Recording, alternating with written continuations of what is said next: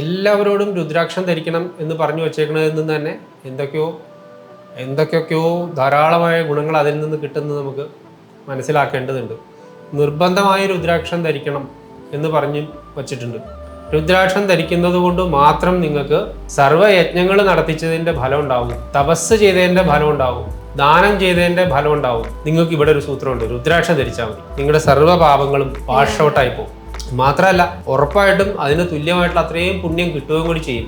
പുണ്യവും പാപത്തിനെയും ഭയവും ആഗ്രഹവും ഉള്ള ആളുകൾക്ക് രുദ്രാക്ഷ ധാരണം ഈ പ്രയോജനം എന്താണെന്ന് വെച്ചാൽ അവർ പറയുന്നത് പുണ്യം കിട്ടും, പാപം പോവുകയും ചെയ്യും എന്ന് പറഞ്ഞിട്ട് അതിനും സ്കോപ്പ് ഉണ്ട് ഇവിടെ. മഹാദേവൻ കാർത്തികേയ സ്വാമിക്ക് ഇതിൻ്റെ ഗുണഗണങ്ങളെ പറ്റിയിട്ട് വർണ്ണിച്ച് പറഞ്ഞു കൊടുത്തതായിട്ട് ദേവി ഭാഗവത്തിൽ കഥ. അതിൻ്റെ ഒടുവിൽ അദ്ദേഹം തന്നെ പറയുന്നു, ഇതിൻ്റെ മാഹാത്മ്യം പറഞ്ഞു തീർക്കാനായിട്ട് അനന്തന് പോലും സാധിക്കില്ലെന്നാണ് തോന്നുന്നത്. മത്സ്യം കഴിക്കുമ്പോഴും മാംസം കഴിക്കുമ്പോഴും മദ്യപാനം ചെയ്യുമ്പോഴും ചണ്ടാളന്മാരോട് സഹവസിച്ച് ജീവിക്കുമ്പോഴും നിർബന്ധമായി രുദ്രാക്ഷം ധരിക്കണം. ഇനി എന്തൊക്കെ നെഗറ്റീവ് നിങ്ങൾ എന്തൊക്കെ ചെയ്യുന്നോ ആ ചെയ്യുന്നതിൽ നിന്ന് ഏതെങ്കിലും കാരണവശാൽ എന്തെങ്കിലും നെഗറ്റീവ് സംഭവിക്കാൻ സാധ്യതയുണ്ടെങ്കിൽ അതിനെ കട്ട് ചെയ്യാൻ വേണ്ടിയിട്ട്, വാഷ് ഔട്ട് ചെയ്യാൻ വേണ്ടിയിട്ട് ഈ രുദ്രാക്ഷത്തിന് കഴിവുണ്ട്. അതുകൊണ്ട് നിങ്ങൾ എല്ലാ സമയത്തും രുദ്രാക്ഷം ധരിച്ചിരിക്കണം.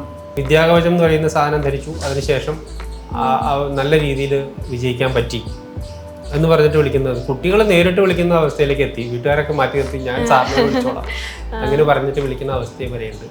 ഞാനാണെങ്കിലോ ഇതുവരെ മനസ്സാ വാചാ കർമ്മണ ഒരു പാപം ചെയ്തിട്ടുള്ള ആളല്ല. എല്ലാവരും കേട്ടിട്ടുണ്ടാവുന്ന ഒരു ടേമാണിത്, മനസ്സാ വാചാ കർമ്മണ ഞാൻ പാപം ചെയ്തിട്ടില്ല എന്ന്. ആ സാധനത്തിനെയാണ് നമുക്ക് ഊന്നി പിടിക്കേണ്ടത്. മനസ്സാ കർമ്മണ, മനസ്സാ വാച കർമ്മണ, 3 ടൈപ്പിലാണ് ഒരാൾ പാപം ചെയ്യുകയോ പുണ്യം ചെയ്യുകയോ ചെയ്യുന്നത്. ഹൈന്ദവ ആചാരപ്രകാരം അതീവ ശ്രേഷ്ഠമായി കാണുന്ന ഒന്നാണ് രുദ്രാക്ഷം. ഭക്തിയുടെയും വിശുദ്ധിയുടെയും പ്രതീകമായ ഇത് പരമശിവന്റെ അഥവാ രുദ്രന്റെ അഷ്ടബിന്ദുക്കളിൽ നിന്നാണ് ഉണ്ടായതെന്നാണ് വിശ്വാസം. രുദ്രാക്ഷ മഹത്വത്തെക്കുറിച്ച് സംസാരിക്കുകയാണ് കോസ്മോക്കി ഹീലിംഗ് സൊല്യൂഷന്റെ ഡയറക്ടറായ NG മുരളി സാർ. പുരാതന കാലം മുതലേ രുദ്രാക്ഷത്തിന് ഹിന്ദുമതത്തിൽ അടിസ്ഥാന സ്ഥാനമുണ്ട്. ഈ അടിസ്ഥാന സ്ഥാനം എന്താണ്? ഭാരതീയ ശാസ്ത്രങ്ങളെ നമുക്ക് ആകെ 4ആയിട്ട് തിരിക്കണം. ആ 4 ശാസ്ത്രങ്ങളിൽ ഏറ്റവും താഴെക്കടയിലുള്ള സാമാന്യ ജനങ്ങൾക്ക് വേണ്ടി ഒരു ശാസ്ത്രം ഇറങ്ങി വന്നിട്ടുണ്ട്. ആ ശാസ്ത്രത്തിനെ നമുക്ക് പുരാണം എന്ന് പറഞ്ഞ് വിളിക്കണം. അത് ഏറ്റവും സാധാരണക്കാരായ ആളുകളോട് ശാസ്ത്ര കാര്യങ്ങൾ പറഞ്ഞു കൊടുക്കാൻ വേണ്ടിയുള്ള കെട്ടുകഥകളിൽ കൂടെ കാര്യങ്ങൾ പറഞ്ഞു കൊടുക്കുന്ന രീതിയിലാണ് പുരാണങ്ങളുള്ളത്. അതേപോലെ തന്നെ അതിൽ നിന്ന് അത് കേട്ട് പുരാണ കഥാ ശ്രവണം കൊണ്ട് ആനന്ദമുണ്ടായി അതിൽ നിന്ന് എവല്യൂഷൻ ഉണ്ടായി വരുന്ന, ഡെവലപ്പ് ചെയ്ത് വരുന്ന മൈൻഡിന് കുറച്ചും കൂടി ഉയർന്ന തലത്തിലേക്ക് ചിന്തിക്കാൻ പാകത്തിനാകുമ്പോൾ അവർക്ക് നമ്മൾ കൊടുക്കുന്ന ശാസ്ത്രമാണ് ഇതിഹാസങ്ങൾ, രാമായണം, മഹാഭാരതം പോലെ. അത് വായിച്ച് പഠിച്ച് അതിൽ നിന്നും അവർക്ക് എവല്യൂഷൻ ഉണ്ടായി വരുന്ന സമയത്ത് അവർ ഉപനിഷത്ത് പഠിക്കാനായിട്ട് തീരുമാനിക്കും. ആ സമയത്ത് ഒരു പ്രത്യേക ഗുരുവിൻ്റെ അടുത്ത് ഇരുന്ന് പഠിക്കണം എന്നുള്ളത് നിയമമാണ്. അതിനെ തുടർന്ന് അവർക്ക് വീണ്ടും കാര്യഗ്രഹണ ശക്തി കൂടി വരുന്ന സമയത്ത് അവരിൽ തന്നെത്താനെ റിവീൽ ചെയ്യപ്പെടേണ്ടതാണ് വേദത്തിൻ്റെ ഭാഗം.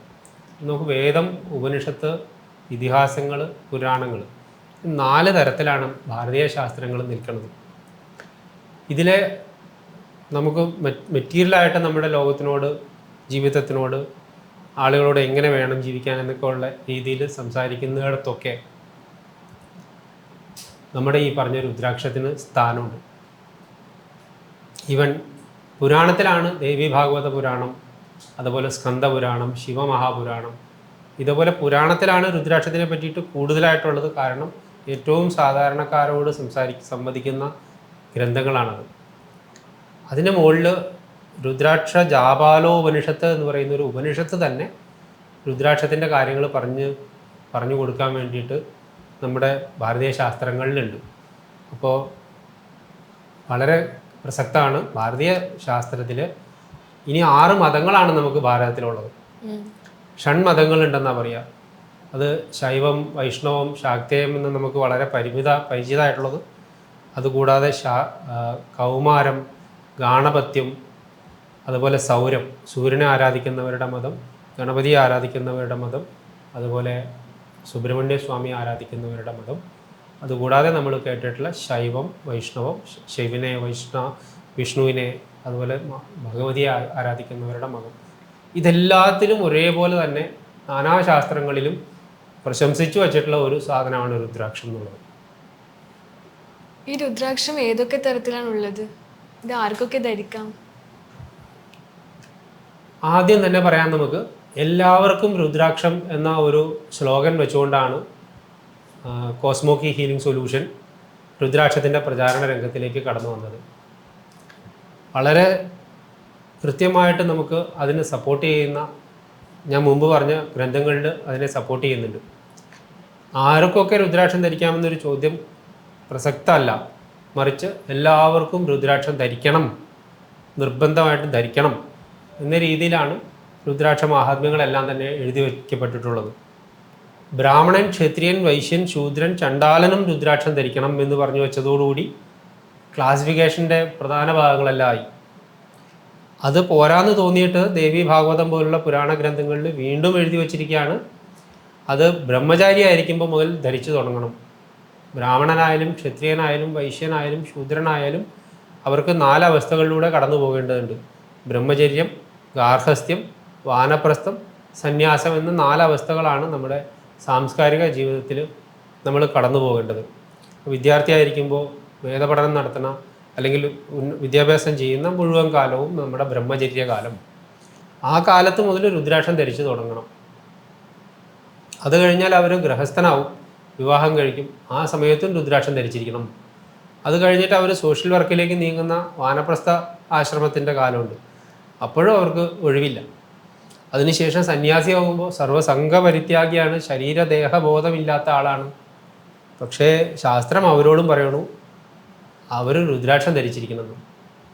അപ്പോൾ ഇതിലെന്തോ വളരെ മാഹാത്മ്യം ഉണ്ടെന്നുള്ളത് നമുക്ക് അവർ സൂചിപ്പിച്ചു വെച്ച് കഴിഞ്ഞു. ആ മാഹാത്മ്യം എന്താണെന്ന് നമുക്ക് വഴിയെ നോക്കാം.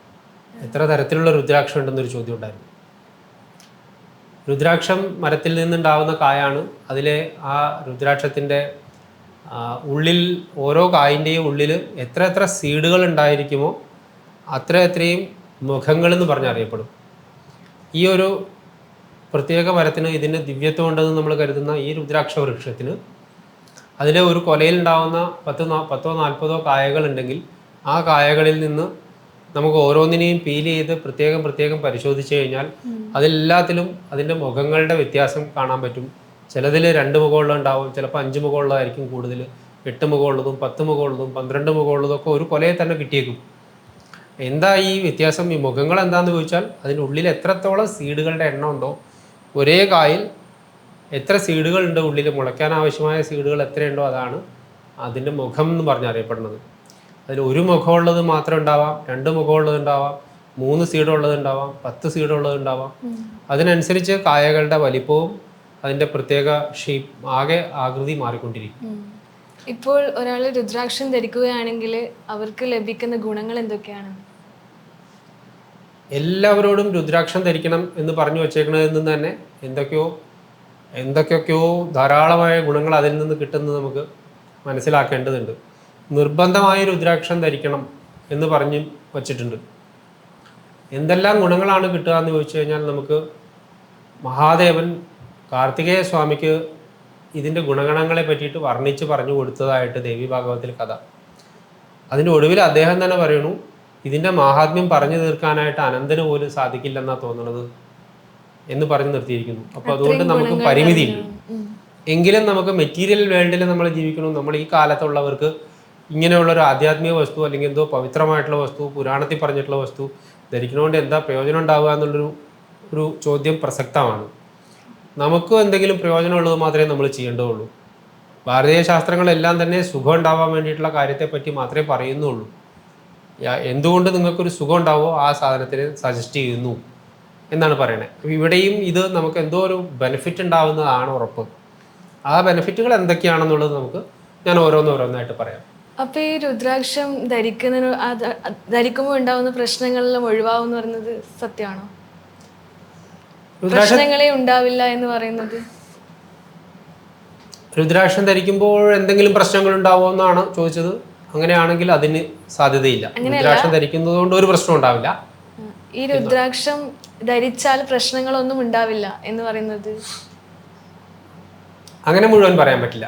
ഓരോരുത്തരും അവരവരുടെ ജീവിതത്തിൻ്റെ സോഫ്റ്റ്വെയർ അനുസരിച്ചിട്ടുള്ള അനുഭവങ്ങളിൽ കൂടെ കടന്നു പോകണം.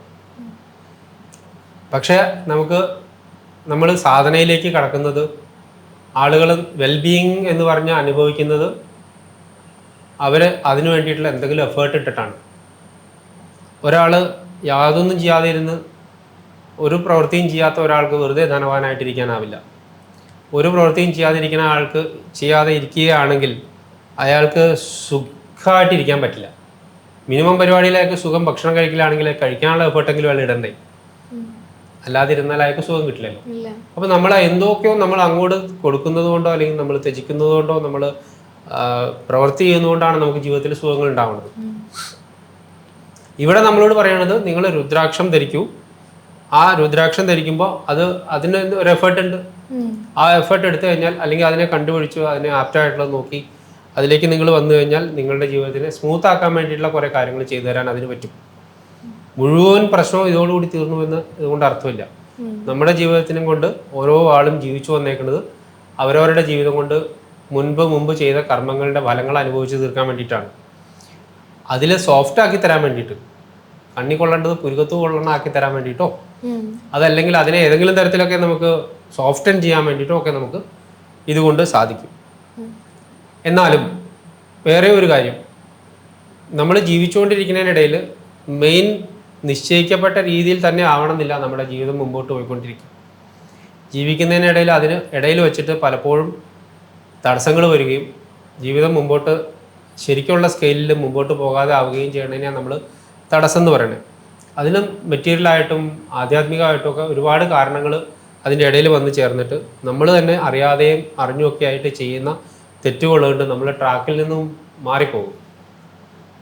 ആ ട്രാക്കിലേക്ക് നമ്മളെ തിരിച്ചു കയറ്റി വയ്ക്കാൻ വേണ്ടിയിട്ട് ഉപാസനകൾ കൊണ്ട് സാധിക്കും. ഏറ്റവും പ്രധാനപ്പെട്ട ഒരു ഉപാസന രുദ്രാക്ഷ ധാരണം തന്നെ ഒരു ഉപാസനയാണെന്നാണ് കോസ്മോക്കി ഹീലിംഗ് സൊല്യൂഷൻ ഈ പ്രൊപ്പഗൻഡ ചെയ്യുന്നതിലൂടെ ആളുകളോട് പറയാൻ വേണ്ടിയിട്ട് ശ്രമിക്കുന്നത്. അതിൻ്റെ ന്യായം എന്താണെന്ന് വെച്ചാൽ ദേവി ഭാഗവതത്തിൽ പറയുന്നതാണ്. രുദ്രാക്ഷം ധരിച്ചാൽ എന്താ പ്രയോജനം എന്നുള്ള ചോദ്യത്തിലേക്ക് നമുക്ക് നേരിട്ട് കിടക്കുകയാണ്. സർവയജ്ഞ തപോദാന വേദാഭ്യാസേശ്ച യദ്ഫലം ലഭതേ തൽഫലം സദ്യോ ലഭതേ രുദ്രാക്ഷാണാം ച ധാരണാത് എന്നൊരു ശ്ലോകമുണ്ട്. അതിൽ രുദ്രാക്ഷം ധരിക്കുന്നത് കൊണ്ട് മാത്രം നിങ്ങൾക്ക് സർവയജ്ഞങ്ങൾ നടത്തിച്ചതിൻ്റെ ഫലം ഉണ്ടാവും, തപസ് ചെയ്തതിൻ്റെ ഫലം ഉണ്ടാവും, ദാനം ചെയ്തതിൻ്റെ ഫലം ഉണ്ടാവും. അതേപോലെ സർവയജ്ഞ തപോദാന വേദാഭ്യാസം, വേദം തന്നെ പഠിക്കുക, അതുകൊണ്ട് എന്ത് ഫലം ഉണ്ടാവും? വേദം പഠിച്ചാൽ നമുക്ക് എന്ത് ജ്ഞാനം ഉണ്ടാവും? നമുക്ക് വലിയ ഉത്കർഷം ഉണ്ടാവും. ആ ഉത്കർഷം കേവല രുദ്രാക്ഷ ധാരണം കൊണ്ട് മാത്രം സിദ്ധിക്കും എന്ന് പറഞ്ഞിട്ട് ഒരു വലിയ സ്റ്റേറ്റ്മെന്റ് ഉണ്ട്. അപ്പോൾ ഒരാൾക്ക് എന്ത് പ്രയോജനം കിട്ടിയെന്ന് ചോദിച്ചു. സ്പിരിച്വൽ പ്രയോജനങ്ങളെ കുറിച്ച് പരിചയമുള്ള ഒരാളിനോട് പറഞ്ഞു, ഇതാ വേദം മുഴുവൻ പഠിച്ചതിൻ്റെ ഫലം കിട്ടും, ദാനം ചെയ്തതിൻ്റെ ഫലം കിട്ടും, തപസ് ചെയ്യുന്നതിൻ്റെ ഫലം കിട്ടും, അതുപോലെ എല്ലാതരം യജ്ഞങ്ങളും ചെയ്യിപ്പിച്ചതിൻ്റെ ഫലം കിട്ടും, അങ്ങ് ഇതെടുത്തോളൂ, ഇത് ധരിച്ചു തുടങ്ങിക്കോളൂ. അയാൾ സാറ്റിസ്ഫൈഡായി. വേറൊരാളോട് പറയേണ്ടത് സർവപാപഹരമാണ് രുദ്രാക്ഷം. ഒരാൾ പാപത്തിൽപ്പെട്ട് ധാരാളം പ്രശ്നങ്ങൾ ജീവിത പ്രയാസങ്ങളിൽ പെട്ട് നിൽക്കുമ്പോൾ അയാളോട് പറഞ്ഞേക്കാണ്, നിങ്ങളുടെ പൂർവ്വജന്മ പാപങ്ങൾ കൊണ്ടാണ് ഇങ്ങനെയൊക്കെ സംഭവിച്ചേക്കുന്നത്. നിങ്ങളിപ്പോഴും അറിഞ്ഞോ അറിയാതെ വീണ്ടും എന്നിട്ട് ഇതേ തെറ്റുകളും പാപങ്ങളും ഒക്കെ ചെയ്ത് കൂട്ടിക്കൊണ്ടേയിരിക്കുകയാണ്. നിങ്ങൾക്ക് ഇവിടെ ഒരു സൂത്രമുണ്ട്, രുദ്രാക്ഷം ധരിച്ചാൽ മതി, നിങ്ങളുടെ സർവ്വ പാപങ്ങളും വാഷ് ഔട്ടായി പോകും. മാത്രമല്ല ഉറപ്പായിട്ടും അതിന് തുല്യമായിട്ടുള്ള അത്രയും പുണ്യം കിട്ടുകയും കൂടി ചെയ്യും. പുണ്യവും പാപത്തിനെയും ഭയവും ആഗ്രഹവും ഉള്ള ആളുകൾക്ക് രുദ്രാക്ഷ ധാരണം ഈ പ്രയോജനം എന്താണെന്ന് വെച്ചാൽ അവർ പറഞ്ഞത് പുണ്യം കിട്ടും, പാപം പോവുകയും ചെയ്യും എന്ന് പറഞ്ഞിട്ട് അതിനും സ്കോപ്പ് ഉണ്ട് ഇവിടെ. സർവ്വ പാപഹരമാണ് രുദ്രാക്ഷം. ഏതൊരു പാപത്തിനെ കണ്ടാലും രുദ്രാക്ഷധാരിയിൽ ഉണ്ടായ പാപം ഉടൻ തന്നെ വാഷ് ഔട്ട് ആവും. അതേസമയം അയാൾ എന്തെങ്കിലും അറിഞ്ഞോ അറിയാതെയോ ഒരു പുണ്യപ്രവൃത്തി ചെയ്ത് കഴിഞ്ഞാൽ അത് മൾട്ടിപ്ലൈ ചെയ്ത് തരുകയും ചെയ്യും. അത് രുദ്രാക്ഷത്തിന്റെ ഗ്യാരണ്ടി. ഈ രുദ്രാക്ഷം ധരിച്ച പാലിക്കേണ്ട കാര്യങ്ങൾ എന്തൊക്കെയാണ്? ആദ്യം പറഞ്ഞ അതിന്റെ അഡ്ജസ്റ്റന്റ് ആയിട്ട് കൂട്ടിച്ചേർത്ത് പറയാവുന്ന ഒരു സാധനമാണ്. ആര് ധരിക്കണം എന്ന് പറഞ്ഞു? ബ്രാഹ്മണൻ, ക്ഷത്രിയൻ, വൈശ്യൻ, ശൂദ്രൻ പറഞ്ഞില്ലേ? അതേപോലെ തന്നെ വേറൊരു സ്ഥലത്ത് പറയാണ്, എന്തോ പാലിക്കണ കാര്യം പറഞ്ഞല്ലോ, രുദ്രാക്ഷം ധരിക്കുന്ന ആൾ പാലിക്കണം എന്നുള്ളത് കൊണ്ടാണ് നമ്മുടെ കേരളത്തിലോ അല്ലെങ്കിൽ ഭാരതത്തിൽ പൊതുവെയും ആളുകൾ ഇത്രയും പ്രധാനപ്പെട്ട രുദ്രാക്ഷത്തിനെ ഇത്രയും മഹാത്മ്യമൊക്കെ എല്ലാവരും കേട്ടിട്ടുണ്ട്. രുദ്രാക്ഷം സൂപ്പറാണെന്ന് എല്ലാവർക്കും ഒരു ആധ്യാത്മിക വസ്തുവാണെന്നറിയാം, ശിവന്റെ നേരിട്ടാണെന്നറിയാം. പക്ഷേ ഇതൊക്കെ കൈകൊണ്ട് തുടർന്നുണ്ടെങ്കിൽ നമുക്കൊരു ക്വാളിറ്റി വേണമെന്ന് ആളുകളുടെ വിചാരം. ആ ക്വാളിറ്റി എന്താണെന്ന് അവരോട് ചോദിച്ചാൽ അവരെല്ലാവരും പറയണം, ഞാനേ മത്സ്യം കഴിക്കും, മാംസം കഴിക്കും, ഞാൻ കല്യാണം കഴിച്ച ആളാണെന്നൊക്കെ പറഞ്ഞിട്ട് അവർ ഓരോ തട്ടാമുട്ടി ന്യായങ്ങൾ പറഞ്ഞുകൊണ്ടിരിക്കുക. അവർ അധമന്മാരാണ് എന്ന് സ്വയം അവർ വിചാരിച്ചുകൊണ്ടിരിക്കുക. മത്സ്യം കഴിക്കുന്ന ആളുകളൊക്കെ അധമന്മാരാണെന്ന് അവർ വിചാരിച്ചേക്കണേ, മാംസം കഴിക്കുന്നവരൊക്കെ കുഴപ്പക്കാരാണെന്നാണ് വിചാരിച്ചേക്കണേ, കല്യാണം കഴിച്ചവരും കുഴപ്പക്കാരാണെന്ന് വിചാരിച്ചാൽ പോയില്ലേ. അപ്പോൾ അവരോട് പറയാനുള്ളത്, മത്സ്യം കഴിക്കുമ്പോഴും മാംസം കഴിക്കുമ്പോഴും മദ്യപാനം ചെയ്യുമ്പോഴും ചണ്ടാളന്മാരോട് സഹവസിച്ച് ജീവിക്കുമ്പോഴും നിർബന്ധമായി രുദ്രാക്ഷം ധരിക്കണം.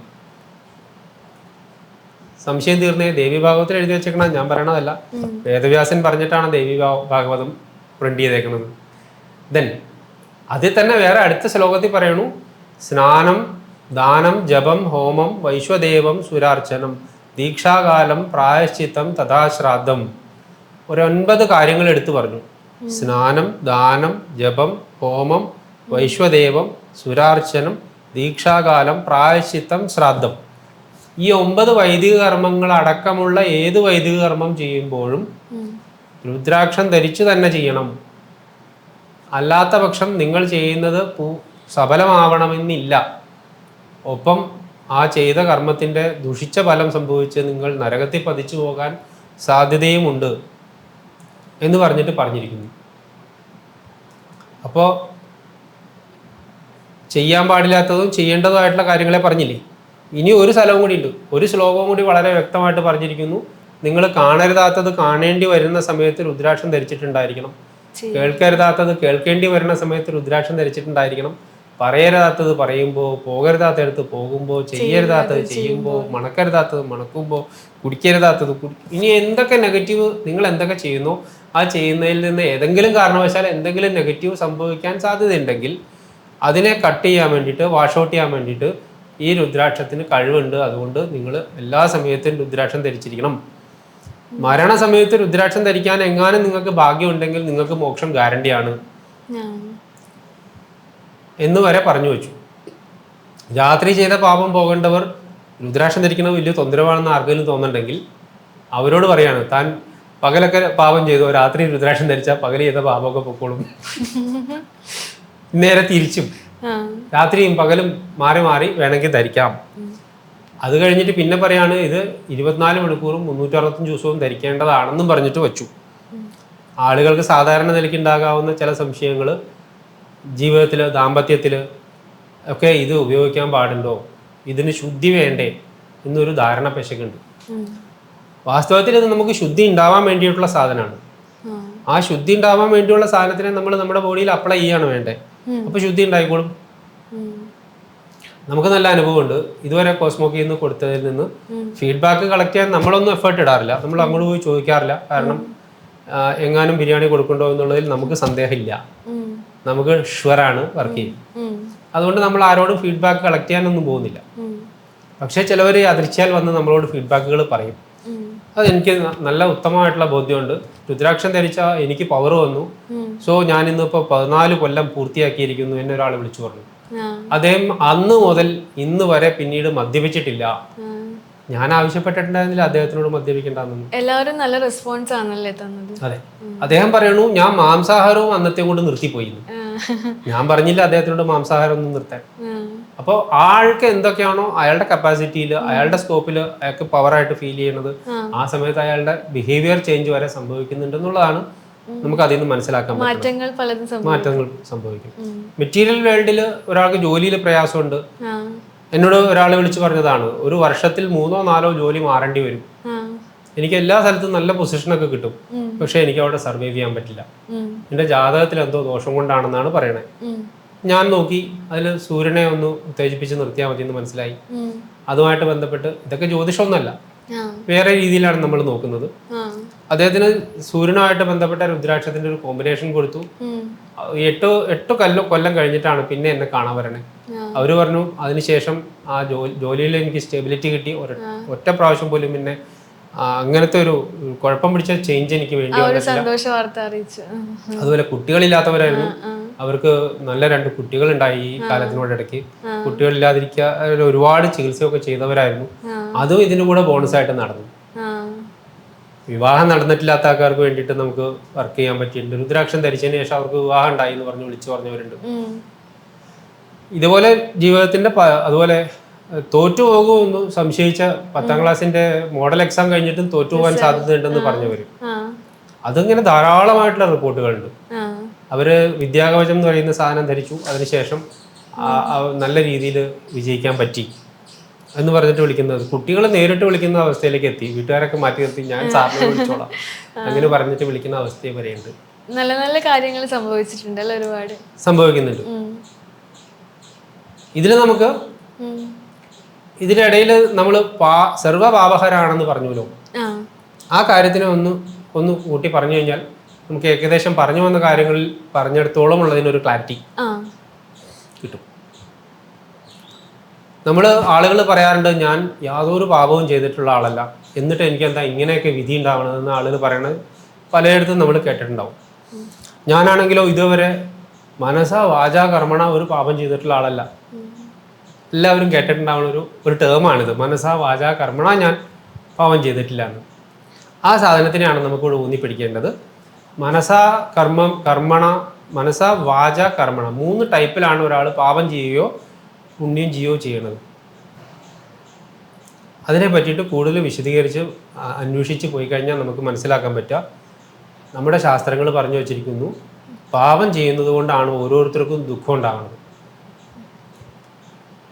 നമ്മൾ മുമ്പ് ചെയ്ത പാപത്തിൻ്റെ ഫലമായിട്ടാണ് പിന്നീട് നമുക്ക് ആഫ്റ്റർ എഫക്റ്റ് ആയിട്ട് ഉണ്ടാകുന്ന ഒരു സീരിയലായിട്ട് ഇങ്ങനെ ഉണ്ടായിക്കൊണ്ടിരിക്കുന്ന ചെയിൻ ആക്ഷനിൽ വന്നുപെടുന്ന സംഗതികളാണ് നമ്മളിപ്പോൾ അനുഭവിച്ചുകൊണ്ടിരിക്കുന്ന സുഖമോ ഓർ ദുഃഖമോ. അതിൻ്റെ മുഴുവൻ കാരണം അന്വേഷിച്ചു കൊണ്ടത് പുറകോട്ടാണ്. അതിന് ശാസ്ത്രത്തിൽ ഒരു പ്രമാണം എഴുതി വച്ചിരിക്കുന്നത് പൂർവജന്മകൃതം പാപം വ്യാധി രൂപേണ ജായതേ എന്നാണ്. പൂർവജന്മകൃതമായിട്ടുള്ള പാപം കൊണ്ടാണ് നിങ്ങൾക്ക് വ്യാധി ഉണ്ടാകുന്നത്. വ്യാധി എന്ന് പറഞ്ഞു കഴിഞ്ഞാൽ ദുഃഖം എന്നോ രോഗം എന്നോ എങ്ങനെ വേണമെങ്കിലും അർത്ഥം എടുക്കാം. അത് തന്നെ അതിൽ ഒരു അണ്ടർലൈൻ ചെയ്തിട്ട് സ്റ്റാർ മാർക്ക് ചെയ്തിട്ട് പറഞ്ഞിട്ടുണ്ട്, ഞാൻ ഈ പറഞ്ഞ പൂർവ്വജന്മം ലാസ്റ്റ് മൊമെന്റ് ആണെന്ന്. കഴിഞ്ഞ ജന്മം എന്ന് പറഞ്ഞ സാധനത്തിലേക്ക് പോകണ്ട, ഈ ജന്മത്തിലെ കഴിഞ്ഞ മൊമെന്റിൽ എന്തായിരുന്നു അതിന്റെ ബാക്കിയും ഇപ്പൊ വരാം, എന്താണ് സംഭവിച്ചത് അതിന്റെ ബാക്കിയാവാം, അതിന്റെ ചെയിൻ ആവാം. അപ്പൊ പൂർവ്വജന്മത്തിന് അർത്ഥം അത്രേ ഉള്ളൂ. ഇങ്ങനെയാണെങ്കിൽ എന്താണ് അതിൽ സംഭവിക്കുന്നത്, എന്താണ് പാപം എന്താണ് പുണ്യം എന്ന് നോക്കി മനസ്സിലാക്കിയാൽ ഇത് ഈ സമയത്ത് പറയേണ്ടതാണെന്ന് തോന്നുന്നതുകൊണ്ട് ഞാൻ ചേർത്ത് പറയാം. ഇച്ഛാശക്തി, ജ്ഞാനശക്തി, ക്രിയാശക്തി എന്ന് പറയുന്ന 3 പ്രാണശക്തികൾ ശരീരത്തിനകത്ത് പ്രവർത്തിക്കുന്നുണ്ട്. ആ 3 പ്രവൃത്തികളുടെയും ആകെത്തുകയായിട്ടുണ്ടാകുന്ന പ്രവർത്തനത്തിന്റെ പരിണതഫലം ഒന്നുകിൽ പുണ്യമോ അല്ലെങ്കിൽ പാപമോ ആണ്. അതിനെ ഉദാഹരിക്കാൻ വേണ്ടിയിട്ട് നമുക്ക് മനസ്സിലാക്കാൻ വേണ്ടിയിട്ട് ഇങ്ങനെ പറയാം, ഒരു പ്രവൃത്തി ഒരാൾ ചെയ്യാൻ പോകുമ്പോൾ ആ പ്രവൃത്തിയെ 3 തരത്തിൽ നമ്മൾ തരംതിരിച്ച് പഠിക്കേണ്ടതുണ്ടെന്ന്. ഒരാളൊരു പ്രവൃത്തി ചെയ്യുന്നു എന്ന് പറഞ്ഞാൽ അതിനെ 3 പീസാക്കണം, 3 പീസാക്കി മനസ്സിലാക്കാം. അയാൾ അത് ചെയ്യാൻ പോവുകയാണെന്ന് തീരുമാനിക്കുന്നത് ഇൻറ്റൻഷൻ. അത് ചെയ്യാൻ തീരുമാനിച്ചു കഴിഞ്ഞാൽ അത് അഗ്രസീവായിട്ടാണോ ചെയ്യണേ, സോഫ്റ്റ് ആയിട്ടാണോ ചെയ്യണേ, ഭാവാത്മകമായിട്ടാണോ ചെയ്യണേ, ഋണാത്മകമായിട്ടാണോ ചെയ്യണേ എന്നുള്ളതിനെ ആശ്രയിച്ചിട്ട് ഒരു പോർഷൻ, then അതിൻ്റെ എക്സിക്യൂഷൻ. ഇങ്ങനെ 3. ഇയാളിത് ചെയ്യാൻ വേണ്ടിയിട്ട് വിചാരിക്കണ ഉടനെ അയാളുടെ തലയിൽ ബ്രെയിനിൽ ഒരു ന്യൂറോൺ ഉണ്ടാവുന്നു, ഒരു ചെറിയ ബിഗ് ബാങ്. ആ ബിഗ് ബാങ്ങിൽ ഉണ്ടാവുന്ന ആദ്യത്തെ ഫസ്റ്റ് എനർജി എക്സ്പ്ലോഷൻ അതൊരു അണുവായിട്ട് മാറുന്നു. നമ്മൾ പറയും ന്യൂറോൺ. ആ ന്യൂറോൺ ക്വാണ്ടം ജമ്പ് ചെയ്ത് അതിൻ്റെ ഏത് അവയവം കൊണ്ടാണോ ചെയ്യാൻ ഉദ്ദേശിച്ചത് ആ സ്ഥലത്തേക്ക് അത് മൂവ് ചെയ്യാൻ തുടങ്ങും ഞരമ്പിലൂടെ. അങ്ങനെ പോകുമ്പോൾ അതൊരു ബാക്ക് ഫോഴ്സ് ചെലുത്തിക്കൊണ്ട് ബാക്കിൽ നിന്ന് അതേപോലത്തെ വേറൊരു അണുവിനെ കൂടി സൃഷ്ടിക്കുന്നു. അങ്ങനെ ചെയിനായിട്ട് അണുക്കളിങ്ങനെ ഒന്നിനു പുറകെ ചെയിൻ ആക്ഷനിൽ ന്യൂറോൺസ് ഡെവലപ്പ് ചെയ്യുന്നു. ഒരു ന്യൂറോൺ ക്വാണ്ടം ജമ്പ് ചെയ്തു, അതിന് റിലേ കൊടുത്തുകൊണ്ട് അടുത്തത് ജമ്പ് ചെയ്തു. ഇങ്ങനെ ഇത് മൂവ് ചെയ്ത് പോയി നമ്മൾ കൈ കൊണ്ടാണ് ചെയ്യാൻ പോകണമെങ്കിൽ കൈയിലേക്ക് ആ ന്യൂറോണുകൾ വന്ന് ചേർന്നിട്ട് ഒരു എൻസൈമായിട്ട് ഡെവലപ്പ് ആവും. അതുകൊണ്ടാണ് ആക്ഷൻ നടക്കുന്നത്. നമ്മൾ ഒരാളുടെ മുഖത്തിടിച്ച് അയാളെ പരിക്കേൽപ്പിക്കാൻ നോക്കുകയാണെങ്കിൽ അതിന് വേണ്ടുന്ന ഒരു പവർ ഉണ്ട്. ആ ആളെ തന്നെ നമ്മൾ ഒന്ന് തലോടാൻ വേണ്ടിയിട്ടാണ് പോകണമെങ്കിൽ അതിന് വേറൊരു പവറാണ്. ഈ രണ്ടും ഒന്ന് ഭാവാത്മകവും ഒന്ന് ഋണാത്മകവുമാണ്. രണ്ടിനും എടുക്കേണ്ട എഫേർട്ട് വേറെയാണല്ലോ. അപ്പൊ അതുകൊണ്ട് അതിനു വേണ്ടി എടുക്കുന്ന ഫോഴ്സ് വേറെയാണ്. അപ്പോൾ അതിനു വേണ്ടി എടുക്കുന്ന എൻസൈം വേറെയാണ്. അതിന്റെ എൻസൈം വേറെ ആക്കുന്നത് ആരാന്ന് വെച്ചാൽ ഇന്റൻഷൻ ഒന്ന് തന്നെയായിരിക്കും, എന്തോ ഒന്ന് ചെയ്യുക എന്നത്. അതിനു വേണ്ടിയുള്ള ആക്ഷൻ ആരംഭിച്ചാൽ ഈ എൻസൈം എത്തുന്നതിന് തൊട്ട് മുമ്പ് ഇടയിൽ ഒരാളുണ്ട്, അയാളാണ് തീരുമാനിക്കുന്നത്. അതിനെ ജ്ഞാനശക്തി എന്ന് പറയും. ആദ്യത്തേത് ഇച്ഛാശക്തി, ഇന്റൻഷൻ. അതിലേക്ക് ഒരു തോട്ട് പ്രോസസ്സ് അല്ലെങ്കിൽ മൈൻഡ് അപ്ലൈ ചെയ്യുന്നത് ജ്ഞാനശക്തി. അത് എൻസൈമായിട്ട് കൺവേർട്ടായി ആക്ഷൻ നടക്കുന്നത് അതിന്റെ ക്രിയാശക്തി, അതിന്റെ എക്സിക്യൂഷൻ. ഇത് മൂന്നായിട്ട് നമ്മൾ തിരിക്കുന്നത്. ഈ മൈൻഡ് അപ്ലൈ ചെയ്യുന്നിടത്താണ് തീരുമാനം ഇരിക്കുന്നത്. ഇത് ഭാവാത്മകമാണോ, പോസിറ്റീവ് ഓർ നെഗറ്റീവ്. നമ്മൾ ഇടിച്ച് മൂക്ക് പരത്തണം എന്ന് കരുതിയിട്ട് ചെയ്യണത് ഒരാൾക്ക് വിഷമം ഉണ്ടാക്കുന്ന സംഗതിയാണ്. തലോടുക എന്ന് പറയുന്നത് ആർക്കും വിഷമം ഉണ്ടാക്കുന്ന സംഗതിയല്ല. ഏതായാലും ഈ ആക്ഷൻ കഴിഞ്ഞാൽ ഇവിടെ നിൽക്കുന്ന എൻസൈം, ഡെവലപ്പ് ചെയ്ത് വന്ന എൻസൈം തിരിച്ച് ബാക്കിലേക്ക് പോവുകയും, ബാക്കിലേക്ക് പോയാലാണ് അടുത്ത എൻസൈമിന് അവിടെ കയറാൻ പറ്റുള്ളൂ. ഈ കൈ ഇനി വീണ്ടും വീണ്ടും പലതരം ഉപയോഗത്തിനുള്ളതാണ്. ഒരു ഉപയോഗം കഴിഞ്ഞാൽ കുറേ നേരത്തേക്ക് ഫ്രീ ഒന്നുമില്ല, ഉടനെ അടുത്ത ആക്ഷൻ പോകാനുള്ളതാണ്. ഫ്രാക്ഷൻ ഓഫ് സെക്കൻഡ് ഒന്നും പറഞ്ഞാൽ മതിയാവില്ല. അതിനേക്കാൾ ചെറിയ മാത്ര സമയം കൊണ്ട് ഈ എൻസൈമിന് ബാക്കിലേക്ക് വലിഞ്ഞ് മാറേണ്ടി വരികയും കൈയിൻ്റെ പേശികളിൽ നിന്ന് അത് മാറി കൊടുത്തിട്ട് പുറത്തേക്ക് ഇറങ്ങി വന്നിട്ട് അത് ഒന്നുകിൽ എന്തായാലും എനർജി ആയിട്ട് വീണ്ടും കൺവേർട്ട് ആവും. മുഴുവൻ ശരീരത്തിലേക്ക് അതിനെ സ്വാംശീകരിച്ച് അബ്സോർബ് ചെയ്യുന്ന ഒരു പദ്ധതിയുണ്ട്. വേസ്റ്റ് ബിന്നിൽ സ്റ്റോർ ചെയ്യുന്ന ഒരു പദ്ധതിയുണ്ട്. ഈ എൻസൈമിനെ കൺവേർട്ട് ചെയ്ത് എനർജി ആക്കി, ഇത് പോസിറ്റീവിൻ്റെ ആയിരുന്നെങ്കിൽ, ഒരാളെ തലോടിയതിൻ്റെ ആണെങ്കിൽ ആ എൻസൈമിനെ മുഴുവനും എനർജി ആക്കി കൺവേർട്ട് ചെയ്ത് മുഴുവൻ സെല്ലിലേക്കും സ്വീകരിക്കും. അതിനെ അനുകൂല വേദനീയം എന്ന് പറയും. അനുകൂല വേദനീയം യത് പുണ്യം. മറിച്ച് ഇടിച്ചതിൻ്റെ ആണെങ്കിൽ അത് വന്നിട്ട് വേസ്റ്റ് ബിന്നിലേക്ക് സ്റ്റോർ ചെയ്യും. അതിനെ പ്രതികൂല വേദനീയം, അതൊരു വിഷാംശമുള്ളതാണെന്ന് കരുതിയിട്ട് ആ പ്രതികൂല വേദനീയത്തിനെ പാപം എന്നും പേരിട്ട് വിളിച്ചു. ഇങ്ങനെ നമ്മൾ തന്നെ പ്രവർത്തിക്കുന്നതിൽ നിന്ന് നമുക്കുണ്ടാകുന്ന പോസിറ്റീവ് നെഗറ്റീവ് തിങ്കിങ്ങിനെ ആശ്രയിച്ച് ഉണ്ടാകുന്ന നമ്മളിലുണ്ടാകുന്ന എനർജിയുടെ എക്സ്പ്ലോഷൻ ആണ് നമ്മളിലുണ്ടാകുന്ന പുണ്യം അഥവാ പാപം. അല്ലാതെ മുകളിലിരുന്ന ആരെങ്കിലും നമുക്ക് വേണ്ടി താഴെ ചെയ്യുന്നതിനെല്ലാം മാർക്കിടുന്ന പരിപാടിയല്ല. അപ്പോൾ അവനവൻ്റെ ഉള്ളിലാണ് ഇതെല്ലാം ഉണ്ടാവുന്നത്, പുണ്യം ഉണ്ടാവുന്നത്, പാപം ഉണ്ടാവുന്നത്. സ്റ്റോർ ചെയ്യണോ അതോ മുഴുവൻ ശരീരത്തിലേക്ക് സ്വാംശീകരിക്കണോ എന്ന് തീരുമാനിക്കുന്നത്. ഇതിനെ പാപം ചെയ്യാനായിട്ടുള്ള ഒരു സാധ്യത ഉണ്ടായി വന്നു കഴിഞ്ഞാൽ നമ്മൾ തന്നെ സെൽഫ് പ്രോഗ്രാമിംഗ് ചെയ്തിട്ടുണ്ടെങ്കിലോ, ഞാൻ എൻ്റെ ജീവിതം കൊണ്ട് ഇനി ഒരിക്കലും പാപം ചെയ്യില്ല എന്നൊരാൾ സെൽഫ് പ്രോഗ്രാമിംഗ് എല്ലാ ദിവസവും ആവർത്തിച്ച് ചെയ്യുന്നുണ്ടെങ്കിൽ അയാൾക്ക് പാപം ചെയ്യാനുള്ള ആ സാധ്യത ഇങ്ങനെ ഡെവലപ്പ് ചെയ്ത് വരുമ്പോൾ തന്നെ ഇല്ലാണ്ടായി പോകും. ടെൻഡൻസി ഒഴിവാകും. അത് ഒഴിവാക്കാൻ വേണ്ടിയിട്ടുള്ള ഒരു പുറത്തു നിന്നുള്ള ഒരു എയ്ഡ് സ്ഥാപിച്ചു വെക്കലാണ് രുദ്രാക്ഷത്തിൻ്റെ ധാരണ. അത് ഫുള്ളി കോൺഷ്യസ് ആണ് രുദ്രാക്ഷം.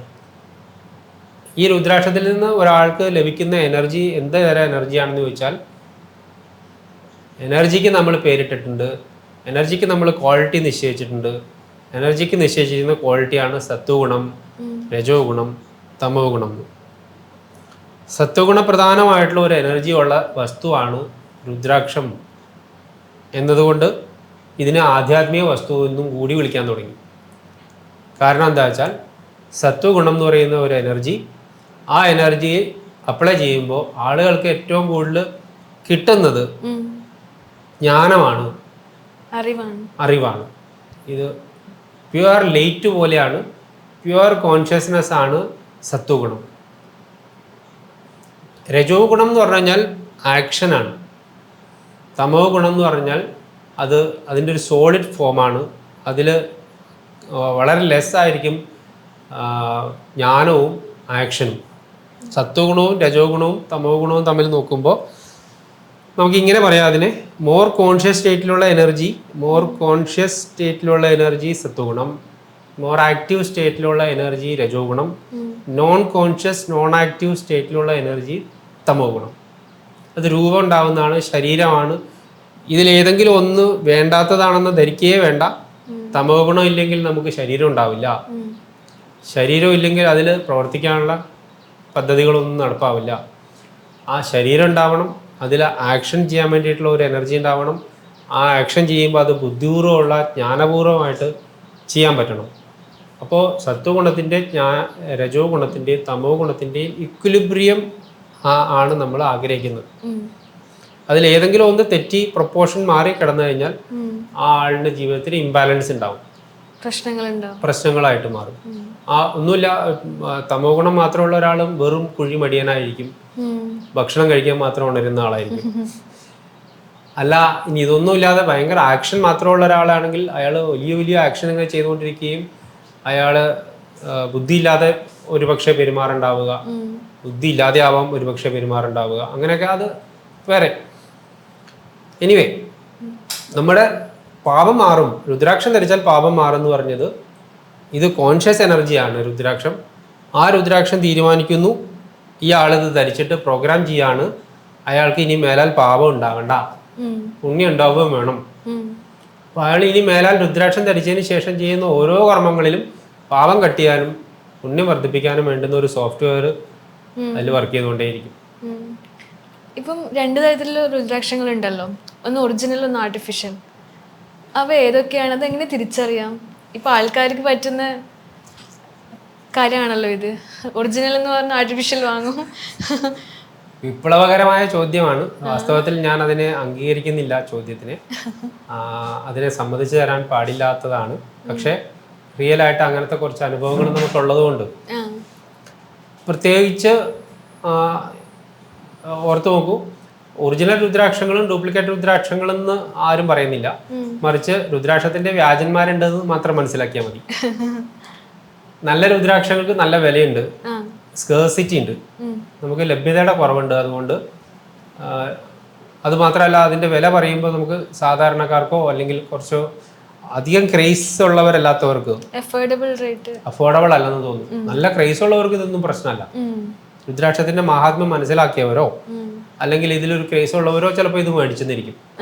മറിച്ച് അത് ആരോ നിർബന്ധിച്ചിട്ട് ഇനി ഞാൻ രുദ്രാക്ഷം കൂടി ധരിച്ചേക്കാന്ന് കരുതിയിട്ട് ഒരാൾ വന്നാൽ അദ്ദേഹത്തിന് ഇത് ഇത്രയും പൈസയൊന്നും മുടക്കാൻ താല്പര്യമില്ലാതെ വരും. അവരെ സംബന്ധിച്ച് എങ്ങനെയെങ്കിലും ഒന്ന് പേരിന് നെയിം സെക്ക് എന്തെങ്കിലും ഒരു സാധനം മേടിച്ചിട്ടാൽ മതി എന്നുണ്ടെങ്കിൽ അവർ പോയി വില കുറഞ്ഞ സാധനങ്ങൾ തേടി പോകും. അവർ പോയി പെടുന്ന ഏരിയയാണ് ഈ വ്യാജ രുദ്രാക്ഷങ്ങൾ. യഥാർത്ഥ രുദ്രാക്ഷത്തിനെ പറ്റി അറിയുന്നില്ല എന്ന് വേണം പറയാൻ. അവർക്ക് ഇതിന്റെ മഹാത്മ്യം മുഴുവനായിട്ട് മനസ്സിലാക്കുന്നില്ല, സാധനം കണ്ട് ഫെമിലിയർ ആവുന്നില്ല, അതുകൊണ്ടുണ്ടാവുന്ന എല്ലാവരും ധരിച്ചു അതുകൊണ്ട് ഞാൻ ധരിക്കുന്നില്ല ആ ഒരു രീതിയിൽ അങ്ങനെയുണ്ട്. പിന്നെ അവർ തേടി ചെല്ലുന്ന കച്ചവടക്കാരൻ ചിലപ്പോൾ ജെന്യുവൻ ആയിരിക്കില്ല. ഇപ്പൊ അമ്പലത്തിലെ ഉത്സവത്തിന് വെക്കുന്നവരോ അല്ലെങ്കിൽ അതിനെ ഒരു ഗൗരവത്തിൽ കാണുന്ന അല്ലാത്ത ആളുകളുടെ അടുത്തുനിന്ന് നമ്മൾ അത് പ്രൊക്യൂർ ചെയ്യാൻ പോയി കഴിഞ്ഞാൽ ആളുകൾക്ക് അപകടം പറ്റും, അബദ്ധത്തിൽ ചെന്ന് ചാടും. ഇനിയിപ്പോ ഈവൻ നമ്മൾ വലിയ വലിയ ആധ്യാത്മിക കേന്ദ്രങ്ങളിൽ കാശിയിൽ പോയി, രാമേശ്വരത്ത് പോയി, അല്ലെങ്കിൽ ഞാൻ ഹരിദ്വാറിൽ ഋഷികേശിൽ പോയി, ഞാൻ നേപ്പാളിൽ തന്നെ പോയി, അവിടെ നിന്ന് ഞാൻ രുദ്രാക്ഷം മേടിച്ചിട്ടുണ്ടായിരുന്നു. അതൊന്നും ഈ സാധാരണ തീർത്ഥയാത്രകൾ നടത്തുന്ന ആളുകൾ ഇത്ര വലിയ എമൗണ്ടിന്റെ സാധനം വാങ്ങിക്കുമെന്ന് പ്രതീക്ഷിക്കുന്നില്ല ആരും. അവരൊക്കെ ചെറിയ ചെറിയ വിലയുടെ സാധനങ്ങളെ മേടിക്കണ്ടാവുള്ളൂ. അത് കണക്കാക്കി കച്ചവടക്കാർ അവരുടെ മുമ്പിലേക്ക് നീക്കി വെക്കുന്നത് അതേമാതിരിയുള്ള വില കുറഞ്ഞ സാധനങ്ങളോ ഏതെങ്കിലും വ്യാജമായിട്ടുള്ള സാധനങ്ങളോ ആയിരിക്കും. അതേ സ്ഥലത്ത് തന്നെ അതിന്റെ ബാക്ക് ഡ്രോപ്പിൽ നല്ല സാധനങ്ങൾ ഉണ്ടാവും. അതിന് നമ്മൾ വേറെ രീതിയിലുള്ള അപ്പിയറൻസ് ആണ് ചെയ്യേണ്ടത്. എനിക്ക് ഗൗരവമുള്ള സാധനം വേണം, എനിക്ക് റിയൽ സാധനം വേണം എന്ന് അവരെ നമുക്ക് ബോധ്യപ്പെടുത്താൻ പറ്റി കഴിഞ്ഞാൽ അവർ തന്നെ നമുക്ക് നല്ല സാധനങ്ങൾ കാണിച്ചു തരും. പറ്റിക്കപ്പെടുന്നുള്ളത് ഗ്യാരണ്ടിയാ. പറ്റിക്കപ്പെടും. വലിയ സ്ഥലങ്ങളിൽ ഈസി ആയിട്ട് കിട്ടുന്ന കരുതി പോകുന്നവൻ പറ്റിക്കപ്പെടും.